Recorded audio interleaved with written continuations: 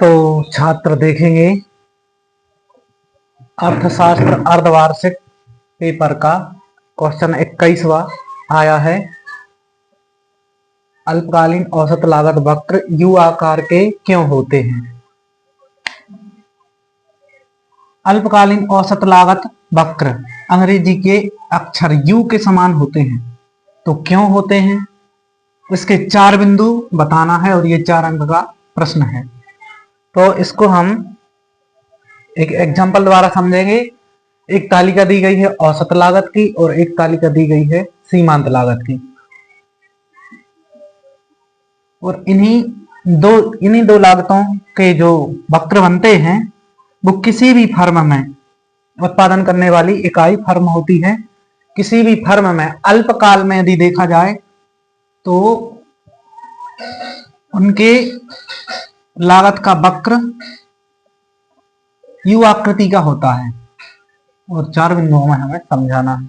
तो देखेंगे औसत लागत क्या होती है, एक एग्जाम्पल के तौर पे समझेंगे कि किसी फर्म द्वारा उत्पादन की इकाइयां कुछ एक एक करके बढ़ाई जाती हैं या निश्चित मात्रा बढ़ाई जाती है। यदि किसी फर्म की उत्पादन इकाई 0 है तो उस समय कुछ लागतें होती हैं स्थिर लागतें जो वहन करनी पड़ती हैं, तो वो 1000 है, परंतु उस समय औसत लागत हम ज्ञात नहीं कर सकते क्योंकि हमारे पास उत्पादित इकाइयां नहीं है। फिर आगे वो उत्पादन बढ़ाता है तो 10 करता है, उस समय उसकी कुल लागत 1500 हो जाती है। हम औसत लागत कैसे ज्ञात करते हैं?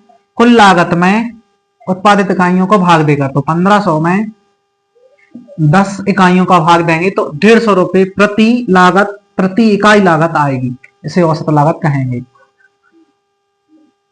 और उत्पादन बढ़ाएगा, दूसरी स्थिति में उत्पादन बढ़ाएगा 10 से 20 करेगा तो उसकी जो उत्पादन लागत है 1600 हो जाएगी। 20 का 1600 में भाग देंगे तो 80 औसत लागत आएगी, एवरेज कॉस्ट। और उत्पादन बढ़ा रहा है तो 2200 कुल लागत हो गई। 30 का भाग 2200 में देंगे तो 73.33 आएंगे, औसत लागत घट रही है यहाँ। अब और उत्पादन इकाइयां बढ़ा रहा है, 40 कर रहा है, तो यहाँ पर फर्म की कुल लागत 3000 हो गई। तो इस समय औसत लागत 40 का 3000 में भाग देंगे, तो 3000 में 40 का भाग देंगे तो 75 रुपए आएंगे, यानी कि औसत लागत 75 हो गई। फिर और आगे उत्पादन करेगा, यानी उत्पादन बढ़ाएगा, 50 इकाइयां करेगा तो उसकी कुल लागत 5000 हो जाएगी। 50 का 5000 में भाग देंगे तो 100 रुपए प्रति इकाई लागत औसत लागत आएगी। तो इस औसत लागत को, ये जो 150 आई है, 80 आई है, 73 आई है, 75 आई है और 100 आई है, इसको हम चित्र में दिखाएंगे एवरेज कॉस्ट को। तो पहले 150 का स्तर सबसे ऊंचा होगा y अक्ष पर, तो यहां से शुरू होगी, फिर थोड़ी घट रही है तो कहां तक घटेगी? 73 तक। तो एवरेज कॉस्ट नीचे आ रही है। ये लागत वक्र, औसत लागत वक्र है एवरेज कॉस्ट, ये लागत नीचे आ रही तो ये नीचे आ रहा है, क्योंकि हम उत्पादन की मात्रा यहां दिखाएंगे x अक्ष पे और y अक्ष पर औसत लागत दिखाएंगे। तो उत्पादन इकाइयां ये हैं, यहां हम नंबरिंग देना आवश्यक नहीं है, लेकिन यहां पर जो औसत लागत का मूल्य है वो दिखाएंगे। तो आगे देखेंगे इस तरीके से ये फिर से 100 हो गई है, तो ये वक्र यहां से नीचे से 73 से ऊपर आने लगेगा और लगभग फर्म जहां तक बढ़ाना चाहे उत्पादन तो ये बढ़ सकती है और आगे एवरेज कॉस्ट, औसत लागत। आगे देखेंगे, अब इसके साथ रहता है सीमांत लागत वक्र। तो सीमांत लागत वक्र के लिए हम एक और तालिका समझेंगे। माना कि किसी फर्म का उत्पादन बढ़ाया जाता है और एक एक इकाई करके बढ़ाया जाता है, तो शुरू में यदि 0 है तो उस समय सीमांत लागत कुछ नहीं होगी, सीमांत लागत कुछ नहीं होगी, डैश कर देंगे। फिर एक इकाई का उत्पादन बढ़ाने से कुल लागत में कुछ वृद्धि हो जाएगी, कुल लागत हो जाएगी 1100। 1100 होने पर हम क्या करेंगे? सीमांत लागत, क्योंकि सीमांत लागत क्या कहलाती है?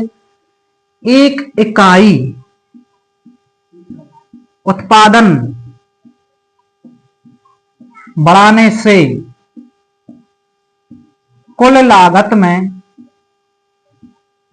में जो वृद्धि हो वह सीमांत लागत होती है। तो सीमांत लागत कुल लागत में वृद्धि करा देती है। कब? जब एक इकाई का उत्पादन बढ़ाया जाए। तो ऐसे ही हम और आगे एग्जाम्पल समझेंगे। यदि कोई फर्म 2 इकाइयों से 3 इकाई कर रहा है और 3 इकाई से 4, तो प्रत्येक अवस्था में कुल लागत में वृद्धि हो रही है। तो हम नई लागत में से पुरानी लागत घटा के सीमांत लागत ज्ञात करेंगे। तो यहाँ पर 100 सीमांत लागत आई है, यहाँ पे 80 आई है, यहाँ पे 50 आई है, यहाँ पे 90 आई है और फिर 120 हो गई है। यानी सीमांत लागत भी पहले घट रही है एक स्तर तक, उसके बाद बढ़ रही है, पुनः बढ़ने लगी।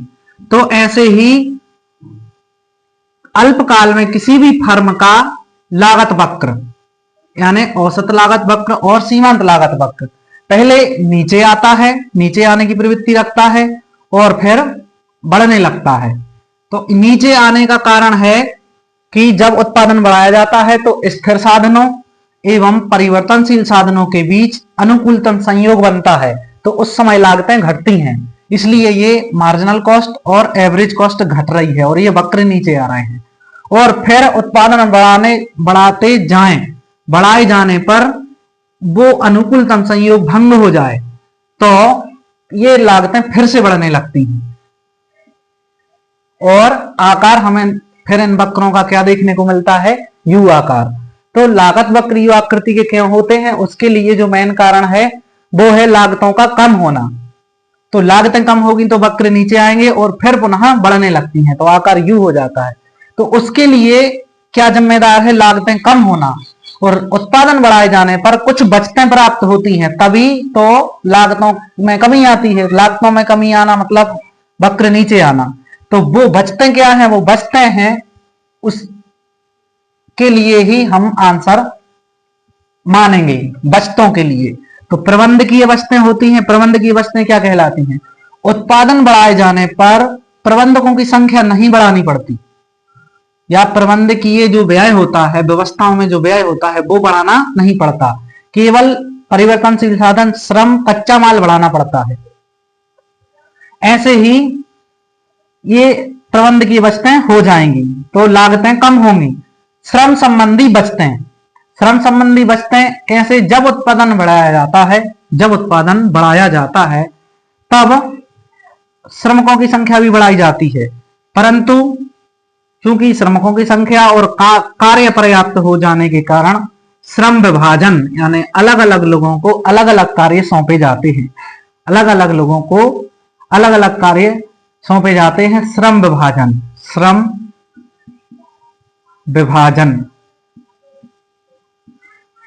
विभाजन संभव होता है और श्रम विभाजन के बाद विशिष्टीकरण संभव होता है। विशिष्टीकरण का आशय होता है जब एक व्यक्ति किसी एक ही कार्य को बार बार करता है तो वो उस कार्य में कुशल हो जाता है, कार्यकुशल हो जाता है, निपुण हो जाता है, तो वो फिर कम समय में अधिक कार्य करता है, उसे विशिष्टीकरण कहते हैं। तो विशिष्टीकरण और श्रम विभाजन उत्पादन बढ़ाए जाने पर संभव होता है, इसलिए श्रम संबंधी बचतें प्राप्त होती हैं। और अगला जो बिंदु है वो है तकनीकी बचतें।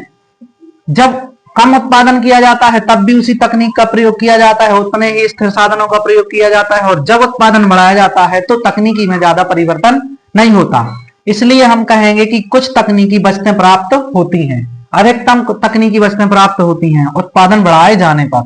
तो एक फर्म एक एक करके उत्पादन बढ़ाएगा, परंतु उसे तकनीकी लागत वही की वही रहेगी, बढ़ेगी नहीं, या स्थिर साधन वही की वही रहेंगे, तो तकनीकी बचतें प्राप्त होंगे। इस कारण भी लागत वक्र या लागतें कम होती हैं। और अगला है पॉइंट विपणन की बचतें। विपणन का अर्थ होता है बेचने की व्यवस्था। विपणन का अर्थ होता है बेचने या विक्रय करने की व्यवस्था।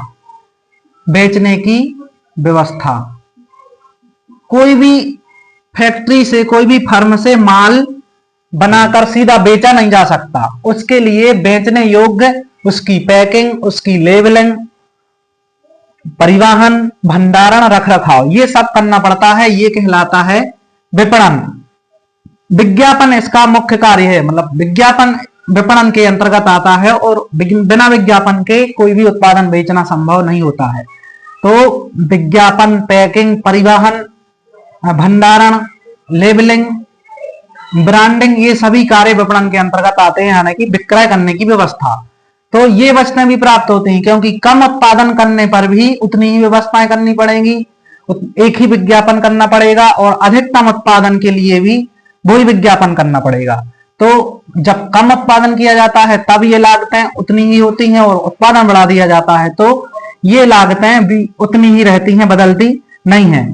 तो इनका फायदा मिलने लगता है। फायदा इस तरीके से कि विपणन की बचतें, कम उत्पादन पर बचतें नहीं हो पाती, लेकिन अधिक उत्पादन पर विपणन की बचतें प्राप्त होती हैं। तो इस तरीके से ये 4 बिंदु हैं जो हमारे प्रश्न का उत्तर है, और ये चित्र है, इन 2 एग्जाम्पल के द्वारा समझाया गया है। इनमें आपको 4 नंबर में डिटेल लिखनी पड़ेगी। डिटेल को आप कैसे लिखेंगे? जो हमने समझाया है उसको दोबारा से सुन के समझ के। ओके,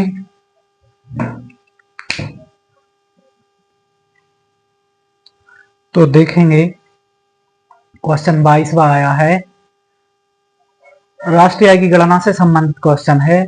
दोहरी गणना की समस्या क्या है, इससे कैसे बचा जा सकता है? तो उत्तर देखेंगे, इस प्रश्न को समझेंगे। दोहरी गणना की समस्या, जब राष्ट्रीय आय की गणना की जाती है तो कुछ उसकी विधियां होती हैं, 3 विधियां होती हैं। एक विधि होती है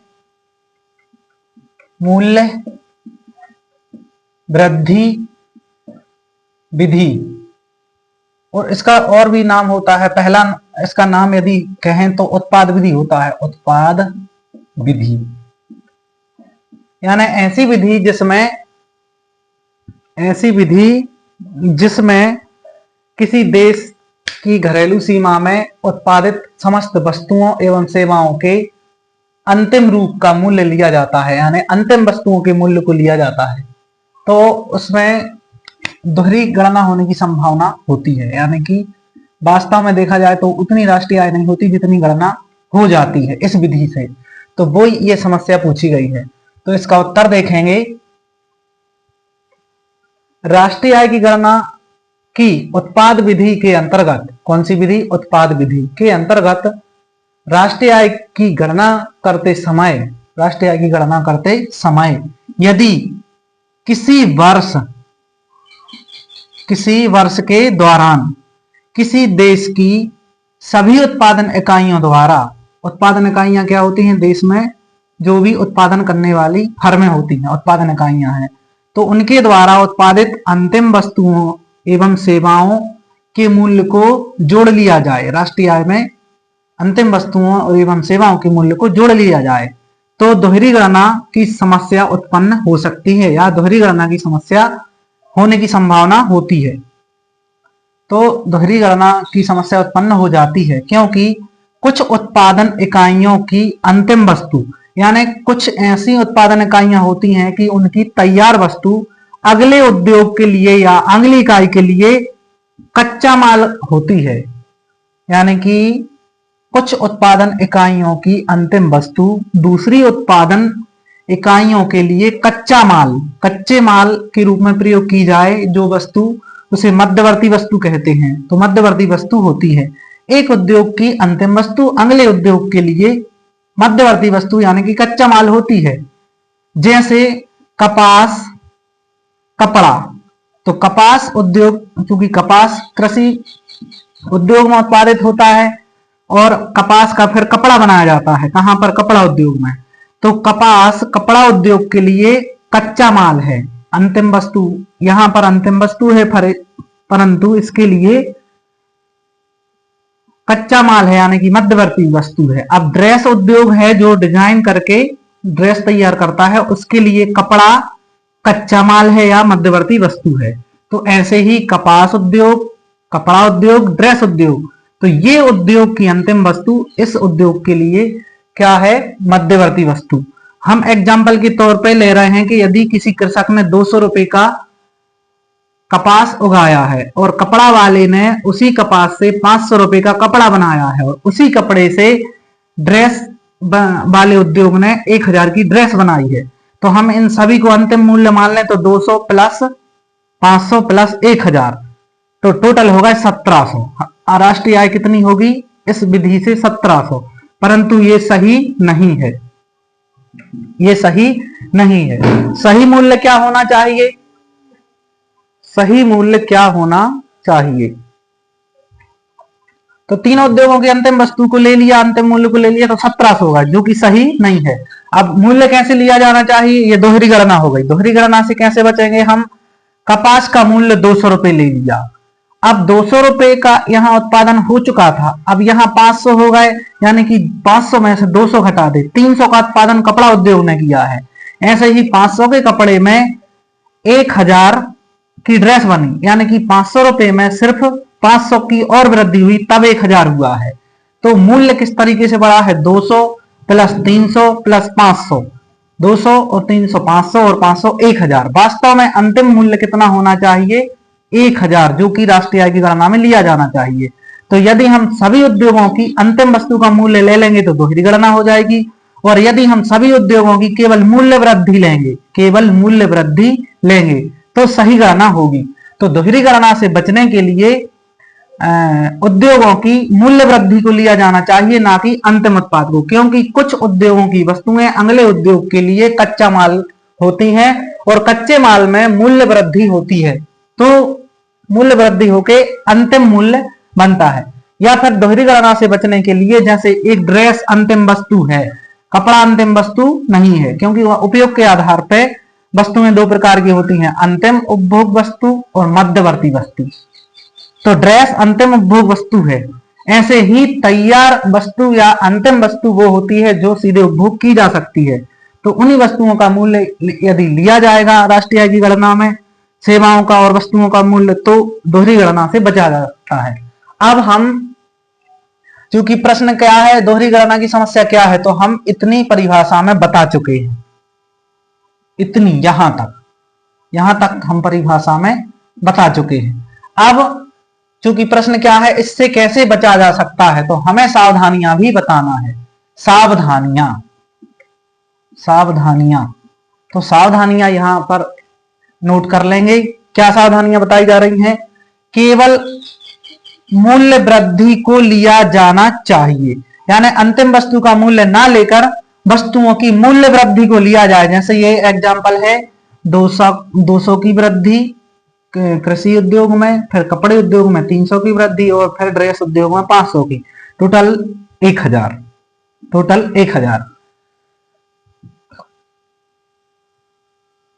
तो केवल मूल्य वृद्धि को लिया जाना चाहिए, ना कि अंतिम मूल्यों को। पुरानी वस्तुओं की खरीद बिक्री का मूल्य शामिल नहीं करना चाहिए, मतलब नहीं करना है। अगली सावधानी है, यदि अंतिम मूल्य ले लिया जाए तो मध्यवर्ती वस्तुओं के मूल्य को घटा दिया जाना चाहिए। एक ये सावधानी है। और है चौथी सावधानी, वस्तुओं एवं सेवाओं का स्वामी, यानी कि वस्तुओं एवं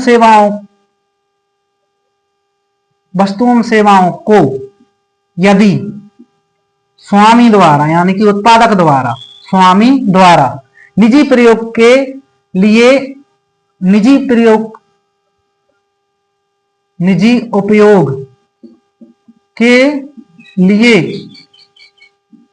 ले लिया है तो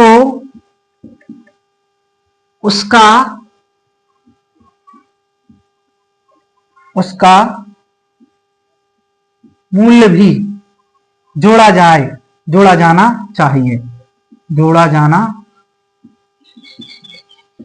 चाहिए। तो ये 4 सावधानियां हैं। आप वीडियो रोककर ये नोट कर सकते हैं, क्योंकि ये क्वेश्चन 4 नंबर का है, 4 अंक का है, तो उसी हिसाब से उत्तर होना चाहिए जिसमें आपको 4 नंबर मिल सकें। ये एग्जाम्पल आप स्पष्ट रूप से लिख लेंगे।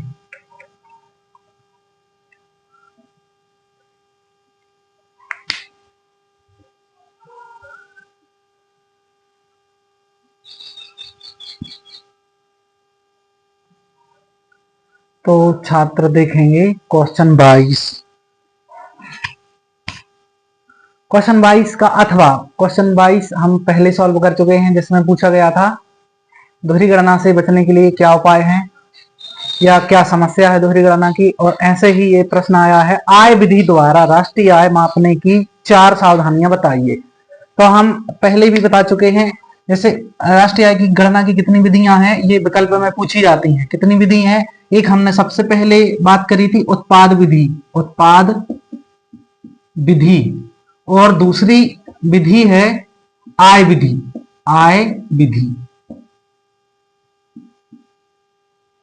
और तीसरी विधि होती है व्यय विधि, कुल व्यय विधि, कुल व्यय विधि। इन 3 विधियों से राष्ट्रीय आय की गणना की जाती है। तो हमने अभी जो 22 क्वेश्चन था उसमें बात कर ली है कि उत्पाद विधि या मूल्य वृद्धि विधि, मूल्य वृद्धि विधि। तो इस विधि में चूंकि दोहरी राष्ट्रीय आय गणना यानी दोहरी गणना होने की संभावना होती है, तो उससे कैसे बचा जा सकता है, तो उसके लिए हमने मध्यवर्ती वस्तुओं के मूल्य को हटाना ये देखा। अब यहां पर भी आय विधि द्वारा राष्ट्रीय आय की गणना की जा रही है और उसमें क्या समस्याएं हो सकती हैं या दोहरी गणना हो सकती है, तो उससे बचने के लिए क्या सावधानियां हो सकती हैं। तो यहां पर प्रश्न क्या है प्रॉपर 22 का, अथवा आय विधि द्वारा राष्ट्रीय आय मापने की 4 सावधानियां बताइए। तो चूंकि हम पहले समझेंगे कि आय विधि में क्या शामिल रहता है, यानी कि जब हम राष्ट्रीय आय की गणना करते हैं तो राष्ट्रीय आय में क्या क्या शामिल होता है, किन किन चीजों को जोड़ते हैं। तो आय विधि द्वारा जब राष्ट्रीय आय की माप की जाती है तो उस समय हम 3 चीजों को ही लेते हैं, यानी कि 3 मदों को ही शामिल करते हैं। पहली मद है कर्मचारियों का पारिश्रमिक। तो देश के अंदर जितने भी संगठित एवं असंगठित सरकारी एवं गैर सरकारी क्षेत्र के ऐसे कर्मचारी होते हैं जिन्हें मासिक वेतन मिलता है, तो उनको उनके पारिश्रमिक को, उनके वेतन को योग लगाते हैं। तो एक ये मद हो जाएगी, एक ये मद हो जाएगी। और अगला है परिचालन अधिशेष। तो जो साहसी लोग होते हैं जो उद्योग चलाते हैं, तो उनके उद्योगों के परिचालन से सभी लागतें काट के जो भी आय प्राप्त होती है वो परिचालन अधिशेष कहलाती है। तो परिचालन अधिशेष भी दूसरी मद है राष्ट्रीय आय की गणना आय विधि से करते समय। और अगली जो लास्ट मद है वो है स्वनियोजितों की मिश्रित आय। स्वनियोजितों की मिश्रित आय, स्वनियोजित का मतलब होता है एक उद्योग स्थापित किया गया है और वो उद्योग उन्हीं व्यक्तियों द्वारा चलाया जाता है जिन्होंने स्थापित किया है, दूसरे कर्मचारी की आवश्यकता नहीं होती। तो काम भी वो उसी उद्योग में कर रहा है और उद्योग से भी कुछ आय प्राप्त हो रही है। तो उद्योग की आय और स्वामी की आय दोनों आय कम होती है तो उसको मिला जुला के मिश्रित आय बोलते हैं। तो ये स्वनियोजितों की मिश्रित आय तीसरी मद है। इन तीनों को मदों को जोड़ लिया जाए तो राष्ट्रीय आय के बराबर ये तीनों मदें हो जाएंगी। अब कभी कभी क्या होता है, इन तीनों मदों को जोड़ते समय हम कुछ ऐसी आय को शामिल कर लेते हैं जो कि नहीं होना चाहिए, तो वो सावधानी रखना है। वो क्या सावधानियां हैं? हस्तांतरण भुगतान। हस्तांतरण भुगतान क्या कहलाते हैं?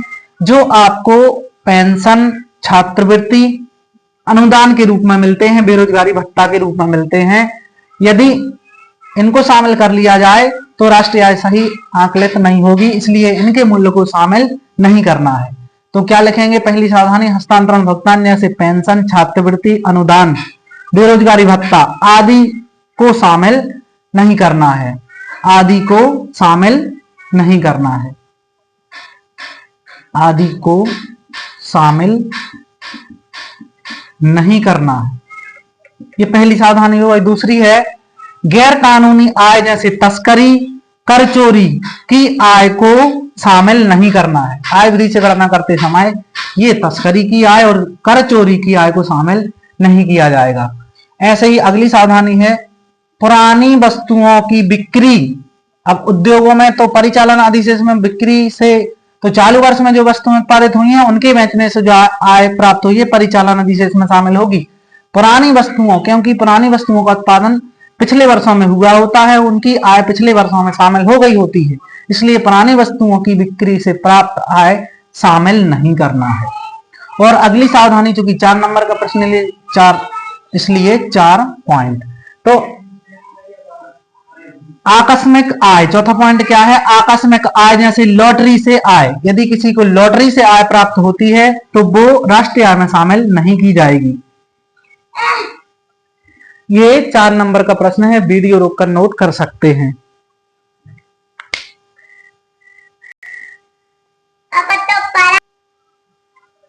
तो प्रश्न 23 देखेंगे। प्रश्न आया है, मितव्ययिता के विरोधाभास की व्याख्या कीजिए, और ये प्रश्न 4 अंक में है। तो यहां पर हम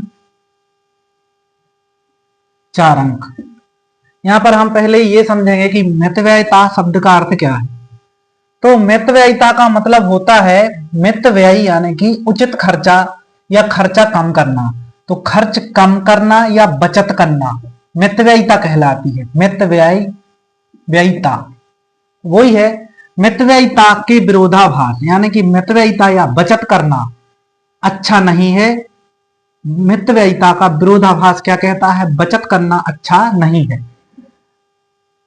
क्योंकि यदि मान लिया जाए कि अर्थव्यवस्था में सभी लोग बचत करने लगे या बचत करने लगते हैं, तो एक व्यक्ति और एक परिवार के लिए बचत करना अच्छा है, लेकिन पूरी अर्थव्यवस्था के लिए बचत हानिकारक है।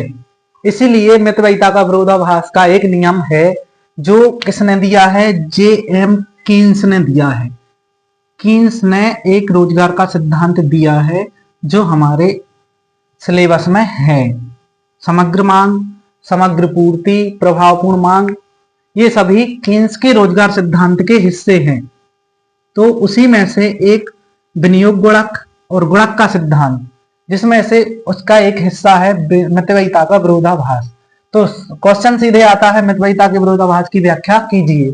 ये अभी 4 नंबर में आया है, 3 नंबर में भी आ सकता है, तो देखेंगे इसका उत्तर क्या है। तो यहां पर मितव्ययिता का अर्थ तो समझ गए होंगे कि अधिक बचत करना, खर्च कम करना।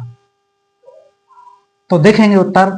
J.M. कीन्स के अनुसार यदि लोग अर्थव्यवस्था में यदि लोग बचत करते हैं तो वास्तव में इससे कुल बचत में कमी होती है, या बचतें अपरिवर्तित रहती हैं। या तो कुल बचत में कमी होगी या बचतें अपरिवर्तित रहेंगी, यानी कि पहले जैसी रहती हैं। क्योंकि बचत करने से कुल व्यय कम होगा और कुल व्यय कम होने से कुल मांग कम होगी। कुल मांग यानी देश में वस्तुओं की मांग कम होगी, मांग में कमी आती है, और कुल मांग में कमी आने से उत्पादन एवं रोजगार, यानी कि मांग कम हो जाने से उत्पादन घटाया जाएगा, तो उत्पादन घटाने पर रोजगार भी घटेगा। उत्पादन एवं रोजगार गिरता है, और रोजगार और उत्पादन गिरने से आय गिर जाती है, और जब आय गिर जाएगी तो बचत काय से की जाएगी, तो बचत भी गिर जाएगी। तो आय गिर जाती है, आय गिरने से बचतें कम हो जाती हैं एवं मंदी की स्थिति आ जाती है। तो इस प्रकार से इस नियम को मितव्ययिता का विरोधाभास का नियम कहते हैं, या इस नाम से जाना जाता है।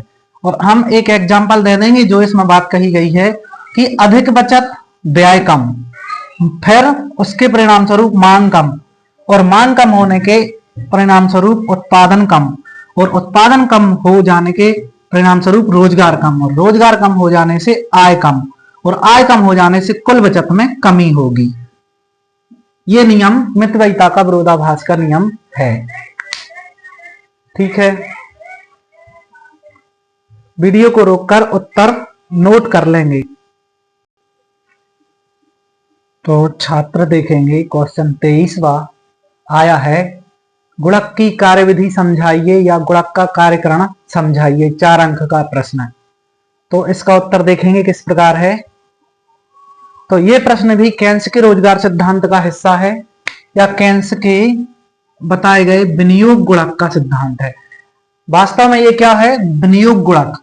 विनियोग का अर्थ समझते हैं। विनियोग का अर्थ होता है जब आय के उद्देश्य से, आय प्राप्त करने के उद्देश्य से नई मशीन खरीदी जाए, नया प्लांट खरीदा जाए, नई परिसंपत्ति का सृजन किया जाए, तो उसे विनियोग कहते हैं। तो विनियोग या निवेश या इन्वेस्टमेंट करने से आय बढ़ती है, और आय बढ़ती है कैसी, के गुना में, के गुना में आय बढ़ती है। वही इस विनियोग गुणक में बताया गया है।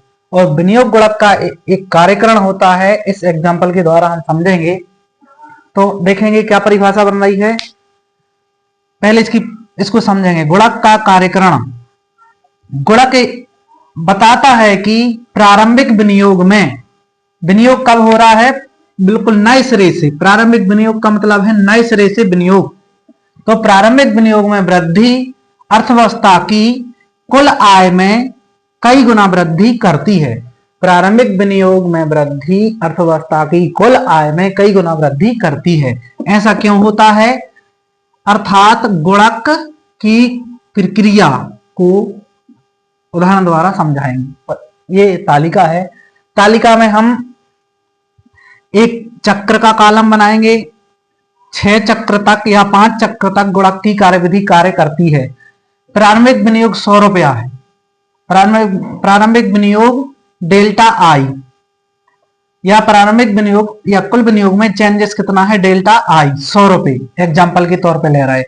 और उससे आय में वृद्धि होगी डेल्टा वाई, और उससे आय में वृद्धि होने से कुछ हिस्सा आय का उपभोग व्यय में जाता है, तो उपभोग व्यय में वृद्धि होगी डेल्टा सी, और उस बाकी की आय जो है बचत में चली जाएगी, और बचत का पैसा फिर से विनियोग में आता है।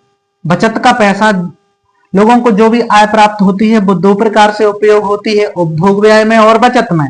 बचत को बैंक में जमा कर दिया जाता है। बैंकें क्या करती हैं, विनियोग करने वाले लोगों को उधार देती हैं, तो जो बचत का पैसा है वो पूरा का पूरा विनियोग में फिर से आ जाएगा। तो ये पहले चक्र में आय कितनी प्राप्त हो रही है, 100 रुपए, क्योंकि प्रारंभिक विनियोग में पूंजीगत वस्तुओं की मांग होगी, यानी कि विनियोग कहां किया जाएगा, प्रारंभिक विनियोग कहां किया जाएगा, पूंजीगत वस्तुओं पर व्यय किया जाएगा। तो जब एक व्यक्ति वस्तुओं की मांग कर रहा है, कौन सी, पूंजीगत वस्तुओं की मांग करना मतलब विनियोग करना, तो वो अन्य व्यक्ति के लिए जो पूंजीगत वस्तुएं बेचता है उसके लिए वो पूरी की पूरी आय है, और वो उस आय को 2 प्रकार से व्यय करेगा, उपभोग व्यय में करेगा और बचत कर लेगा। तो जो बचत कर लेगा उनसे फिर से पूंजीगत वस्तुओं की मांग होगी, यानी यहां विनियोग में फिर से वो पैसा आ जाएगा, आधा पैसा। तो आय में वृद्धि फिर 50 रुपए हो जाएगी, और 50 रुपए से 25 रुपए उपभोग व्यय होगा, क्योंकि आय विनियोग से आय में 50 रुपए आ गए, और आय में 50 रुपए आ जाने से 25 रुपए उपभोग व्यय और बचत में बट जाएंगे। तो यहां पर जो बचत में 25 रुपए आए वो फिर से विनियोग में चले जाएंगे, और उन 25 रुपए से 12.5 रुपए और 12.5 रुपए 2 जगह यूज होंगे, और जो आय का हिस्सा बचत में आया था वो फिर से विनियोग में चला जाएगा, और विनियोग से आय में आ जाएगा, और आय में आने से 6 रुपए 25 पैसे 6 रुपए 25 पैसे 2 जगह बट जाएंगे, उपभोग व्यय में और बचत में, और बचत का पैसा फिर से विनियोग में आ जाएगा, और विनियोग में आने से आय में वृद्धि हो जाएगी, और आय में वृद्धि होने से 2 जगह बट जाएगा, 3.12 यानी कि 125, 3.125 2 जगह पैसे बढ़ जाएंगे। तो हम 6वें राउंड तक 0 पाएंगे इन्वेस्टमेंट, कितना, 0, क्योंकि ये बढ़ता गया, और 0 इन्वेस्टमेंट तक केवल 100 रुपए से ये दोबारा रिवर्स हुआ है, तो आय का टोटल हिस्सा कितना बन चुका है, 200। यदि हम 100, 50, 25, 12.5, 6 और थोड़ा और इसको जोड़ेंगे तो 200 हो जाएंगे। जबकि हमने प्रारंभिक रूप से विनियोग में 100 रुपए डाले थे केवल। अर्थव्यवस्था में प्रारंभिक विनियोग कितना हुआ था? 100। ये इसको आप करोड़ मान सकते हैं या 100 रुपए मान सकते हैं। तो ये गुणक का कार्यकरण है, उसका एक तालिका है। हम अंतिम रूप से देखेंगे कि 100 रुपए केवल निवेश हुआ था, लेकिन आय कितनी बढ़ गई? 200 हो गई, तो कम से कम 2 गुना हो गई। और उस समय उपभोग भी कितने का हो चुका है? 100 रुपए का। हम इनको जोड़ देंगे तो 100 रुपए हो जाएंगे। और बचत भी कितनी हो गई? 100 रुपए। तो इस प्रकार से हम इस एग्जाम्पल के आधार पर कह सकते हैं कि इस तालिका से स्पष्ट है कि विनियोग की मात्रा में, यानी कि प्रारंभिक विनियोग की मात्रा में वृद्धि होने से आय में k गुना वृद्धि होती है। और इसका गुणक का सूत्र है k बराबर डेल्टा y बटे डेल्टा आई। और यहां पर k का मतलब है गुणक, विनियोग गुणक, और डेल्टा y का मतलब है आय में परिवर्तन या आय में वृद्धि, और डेल्टा आई का मतलब है प्रारंभिक विनियोग में वृद्धि। प्रारंभिक विनियोग में वृद्धि, डेल्टा वाई आय में वृद्धि, और के मतलब गुणक, विनियोग गुणक। तो ये वीडियो रोककर इसका उत्तर नोट कर सकते हैं।